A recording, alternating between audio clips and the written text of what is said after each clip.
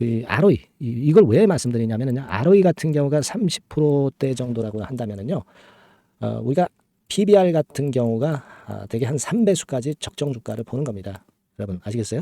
예, 그러니까 ROE가 30%라고 한다면 자산 가치가 만일 10,000원이다. 네, 그렇다고 한다면은 이게 30,000원 선까지 갈 수 있다고 보는 게 되게 기본적으로 ROE와 PBR과의 관계입니다. 네, 그걸 우리가 명확히 아시고 매매를 하셔야 돼요.